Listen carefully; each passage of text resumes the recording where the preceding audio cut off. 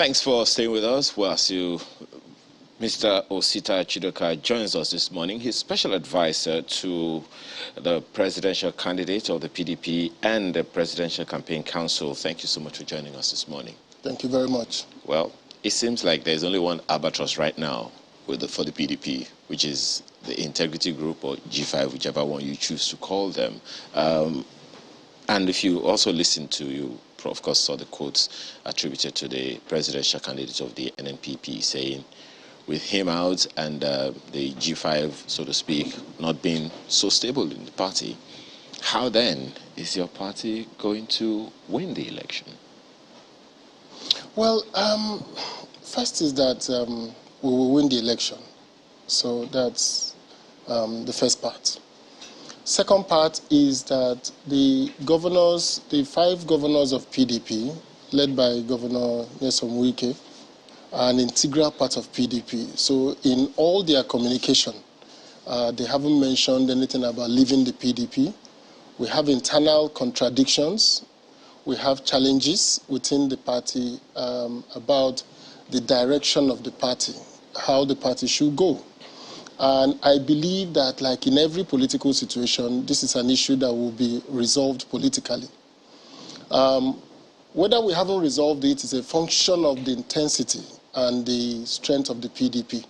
So I believe that it is something that will be resolved before the election. Governor Wike is a very important member of the PDP. So is Governor Tom, so is Governor Ugwuanyi, so is Governor Ibazu, and Governor Seyi Makinde. Seyi Makinde particularly because he's a first-term governor going back for his second term, so he's important to the PDP. We don't want to lose Oyo State. Same thing with the governors handing over. We want PDP to retain those states and continue to enjoy the PDP governance that has expanded opportunities in those states, increased capacity in those states. So I believe that the ongoing conversations, and it will keep going on, but will resolve the contradictions. Is that with or without prejudice to the comment of your candidate that says he has moved on, with or without the governors? No, the moving on comment is about that the campaign is continuing. We're not waiting to resolve the issues before we start campaigning. So he's continuing with the campaigns while the discussions are going on. But then that comment actually attributed, and I think one other governor of Kano State has also said the same thing, that historically, whoever is going to win the election at the center will have to have the most votes in Kano State, in River State, and in Lagos. With, Kwankwaso, that's what he said, with him out of the PDP in Kano, with Governor Wike saying he is not going to campaign for the presidential candidate, your candidate, in River State, and of course, Lagos State is out of it. How is that permutation going to happen?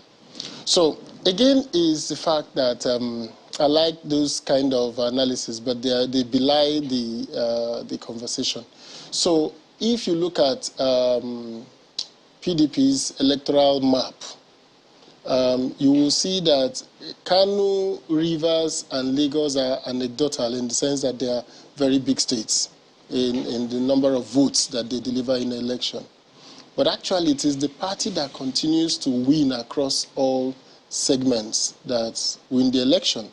And no party has won the 3 states at the same time. Most times it's always 2 out of 3. So APC won Kano and Lagos. And Lagos was marginal. There was 45-55 split between APC and PDP. PDP won Rivers. And PDP has won Rivers all through from 1999 to date. And we've lost 3 elections. PDP has lost in Kano and has won 3 elections equally, losing Kano. So it's a matter of forgetting that as there is Kano, there is Katsina. As there is Lagos, there is Delta. There is Akwa Ibom. There is Kaduna. So, and there is Jigawa, a state that may not have the high numbers but have very high voter turnout if you look at historical data. So sometimes we use this anecdotal evidence to deduce some, to make some summaries that are not quite mathematically correct. So winning River State is something that PDP would love to continue to do. We will continue to work to win River State. And I believe that Governor Wike understands that, that his future is tied to that of PDP. Same are the other 4 governors.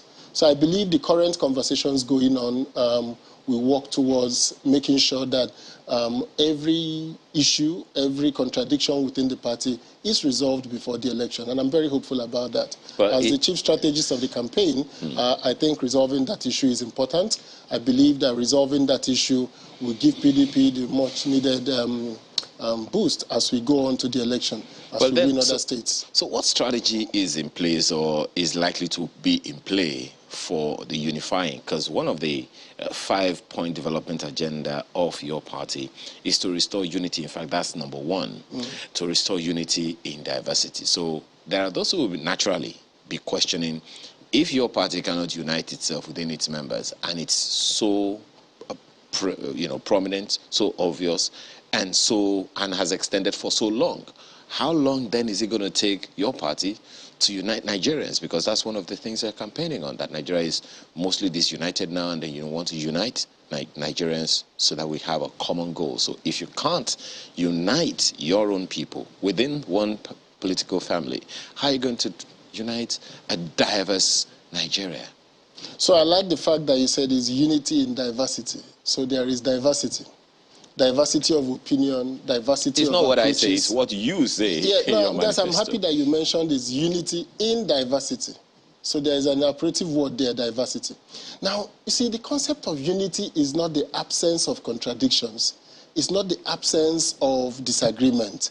It is the capacity to build that internal mechanism to use a democratic process to resolve matters. But without frustrating development. Because without unity... That's why the campaign is going on, as we're resolving the issues within the PDP. There's always this mentality of thinking about unity as a garrison command, as a military order command. Maybe our years of military rule still impinges on us. No. The important thing is that if you go to any political party in the world, there are broad spectrums. If you go to the Republican Party, there are the Trump people, the Tea Party, up to the moderates.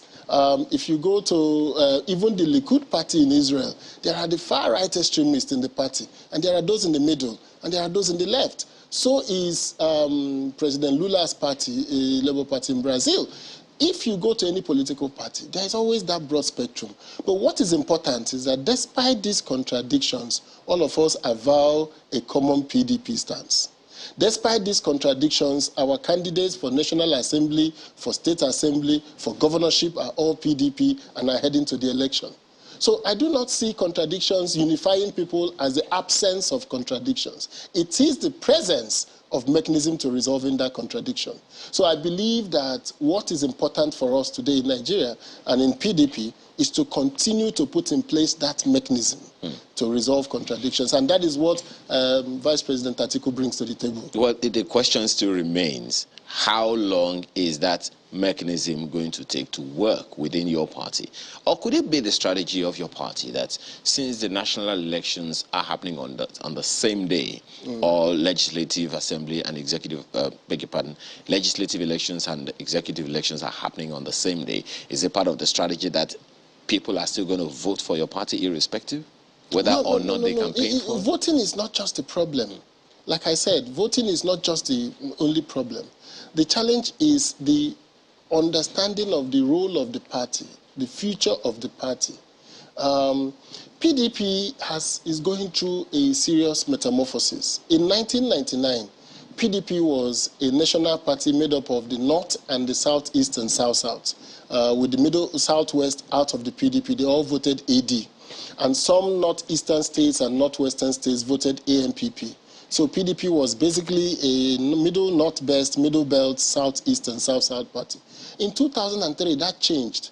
PDP became a Southwest, Southeast, South-South, middle belt party and some northern states.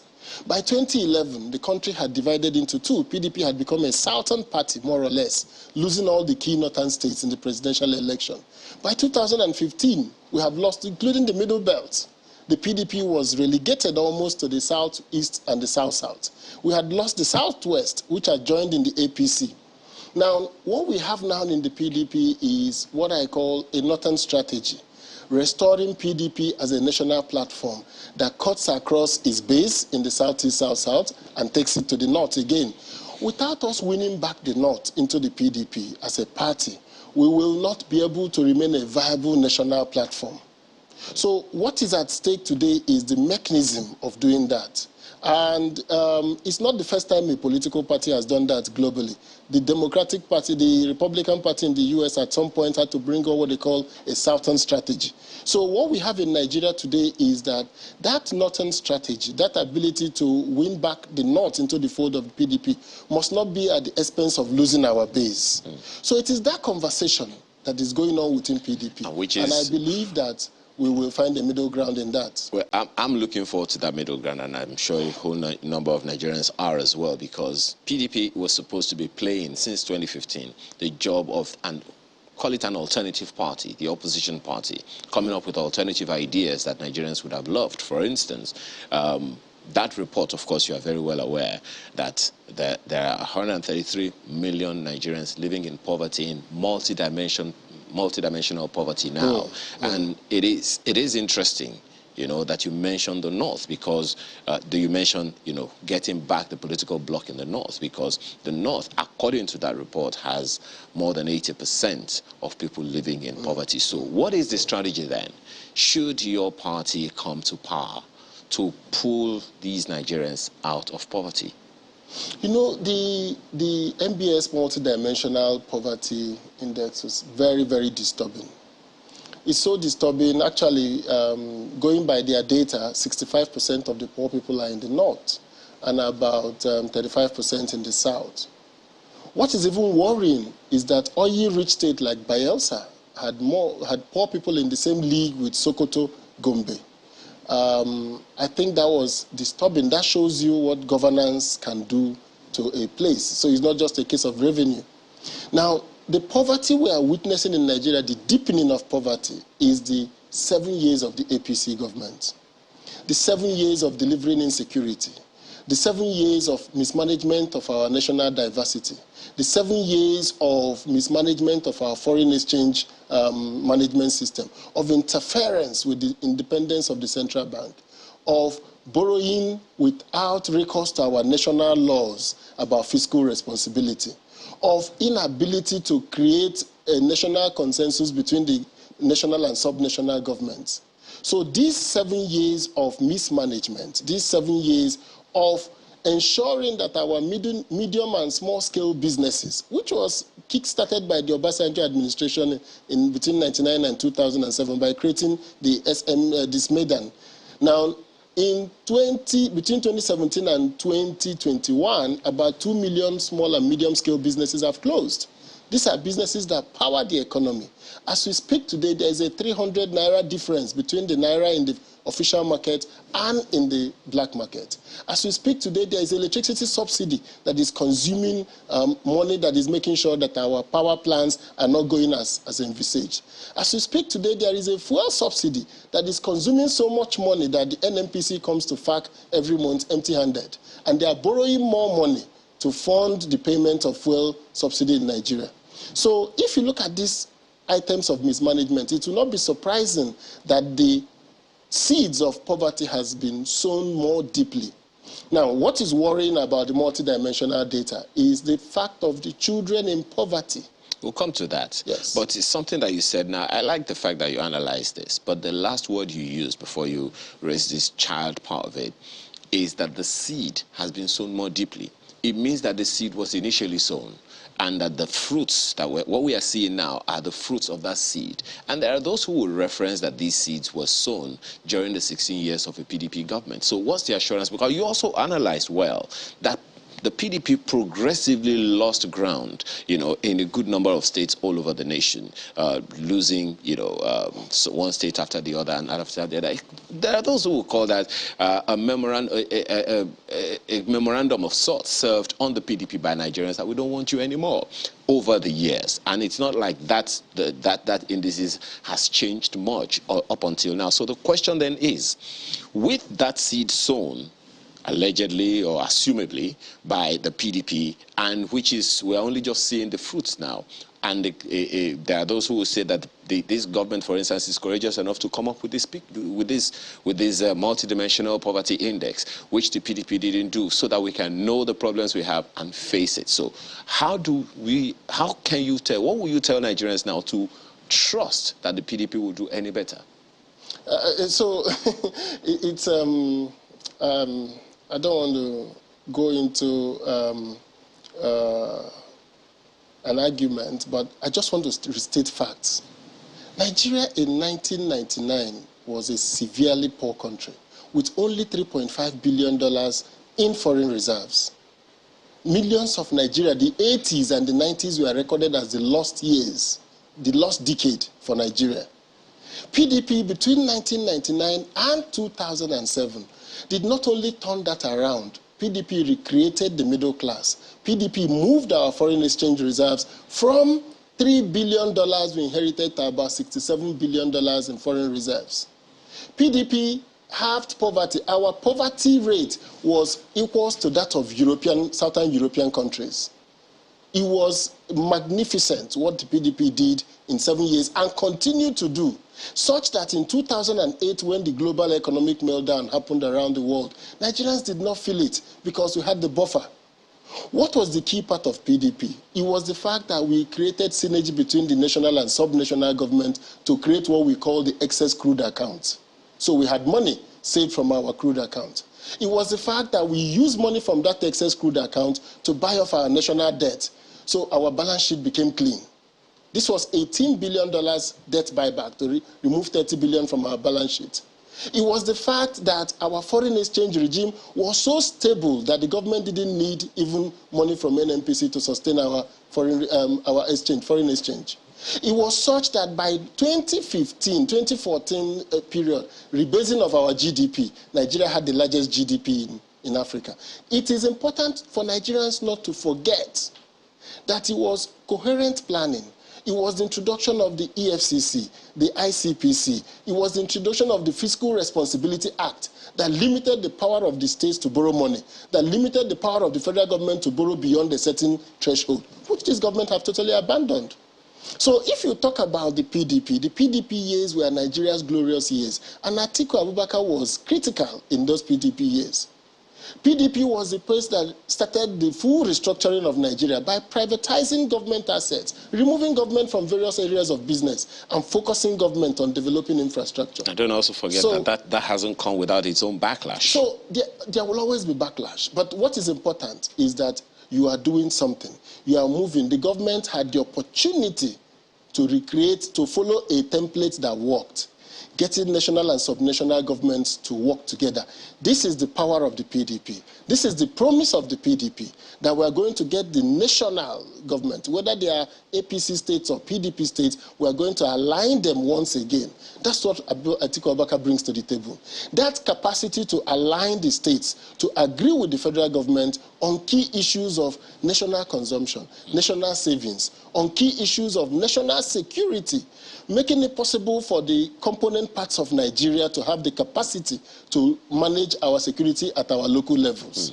So this is the promise of the PDP, and we're going to do that. Even in the, you talked about, government at the local levels now. There are quite a number of states that have said yes to the local government autonomy, financial and administrative autonomy. Just about 16 have said so. Just about 16 after 20 have voted. It doesn't matter which party is in government anywhere. It is either APC or PDP in most cases. So is there anything a PDP government at the center can do to ensure, because there are those who point to what this federal government has done to ensure that the local government got their autonomy and all of that, but it would seem like that hasn't happened. Under a PDP government, it didn't happen either. So how's that going to be achieved this time around?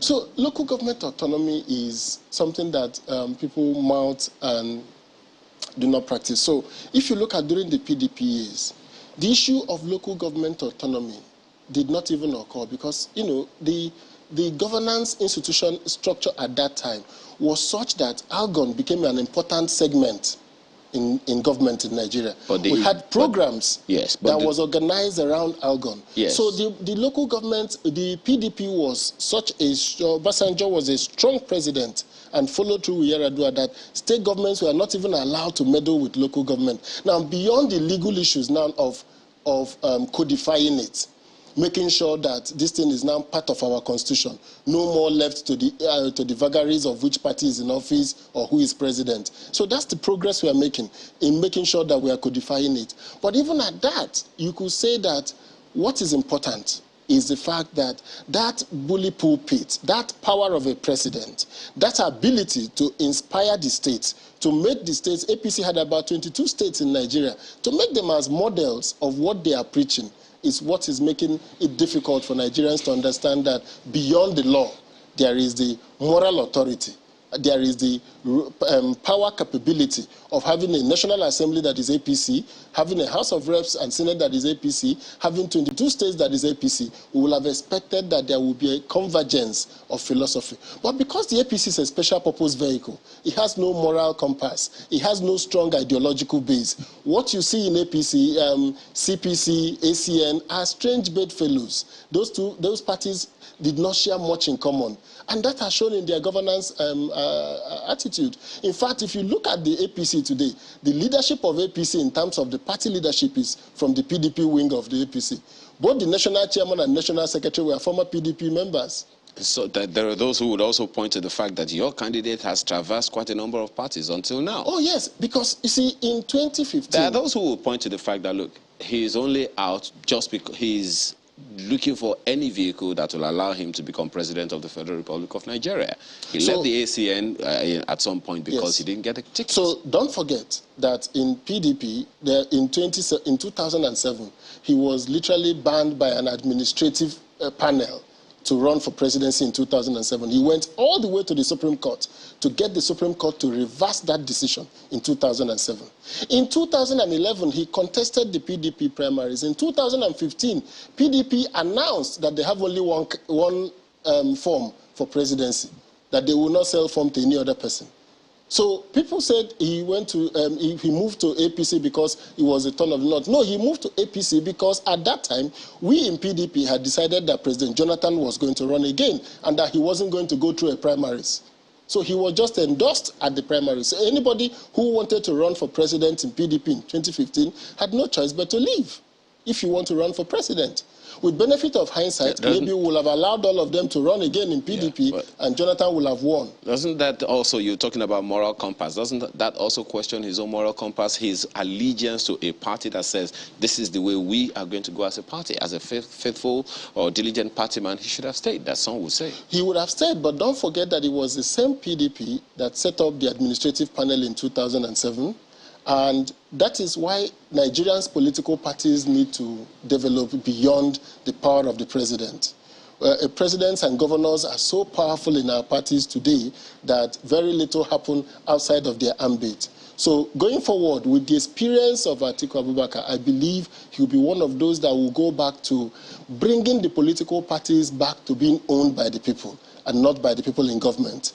That was the PDP before 2003. It was the 2003 election that changed the PDP to becoming, the state caucuses, the state organs of the party stopped functioning as we handed it over to the governors. Now, that handing over to the governors has continued till today. We hope the governors will continue to play an important role, but a president of Atiku Abubakar's stature who has gone through the experience of what a strong executive has done to people who disagree with the president or the governor, will be able to get back the party again to be a mass-led party. In fact, one of my greatest disappointments with President Buhari is that having run elections 4 times and lost, and accused INEC of being part of the heist that stopped him from being president, going all the way to Supreme Court every time to argue that he won. I'm so disappointed that he did practically nothing to deepen the democratic experience in Nigeria. Well, I guess the APC will have to come and defend itself. But let's talk about education. One of your 5-point development agenda is to provide qualitative education. Looking through history, between 1999 and 2013, the ASU went on strike 11 times. Between 1999 and 2013, yes. ASU went on strike 11 times. I can only point to year 2000 and think year 2004 that they didn't go on strike. Almost every year throughout that time until 2013, ASU was also always going on strike. So if the ivory towers couldn't be stable within the first 16 years of a PDP government, what's going to be different this time around? So what's going to be different this time around is that we have experience, and we have a man who is committed to education, who owns educational institutions, who understands the power and the importance of education, who is going to fundamentally question our national university model. So university education can be free to those who attend the university, but cannot be free because even when it is free to those who attend, somebody has to pay for it. So the funding of education from primary school, secondary school, up to university, we need to reimagine it and rethink it.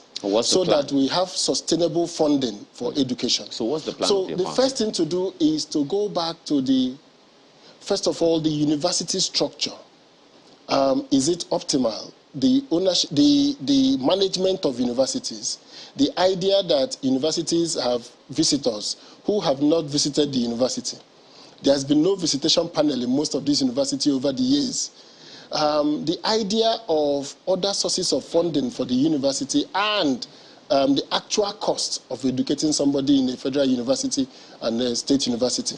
So until we provide that data and look at it holistically with ASU, and then look at our national resources and say, where do we fund this from? I believe that our 9 years compulsory education should be intensified. The 9 years of compulsory education must be free, must be universal, must be compulsory. I believe that senior secondary education must be largely free. The federal government must continue to pull people out of poverty by providing education. We mentioned child poverty in Nigeria. So reversing that will require that education. Now, our tertiary education needs to be rethought. How do we fund it in a sustainable manner? We have put the education tax. We've talked about percentage with, from our national revenues. But if you look at the population of people who need education in Nigeria, you will find out that the current funding is totally unsustainable. Now, I was in the university in the 90s when ASU started their major strikes. I remember sitting at home for 7 months in 1992. And the issues have fundamentally not changed. So what I'm asking is, why don't we go back to the basics? And Atiku Abubakar comes with a plan that says, let us rethink our university, the structure of our university, the ability for our students to access university in a cost-effective manner, the ability of our students to have access, not just the issue of the ability to have the money to go to university, but equity in making sure that students from poor homes, from rural homes, have access to education. Now, all this will come together in making sure that our the ASU approach of government just funding the education is done vis-a-vis in knowing that the funding of the university education actually goes into the process of teaching students and not in the management of ancillary services. So I think that PDP has a very coherent plan that will be driven by data.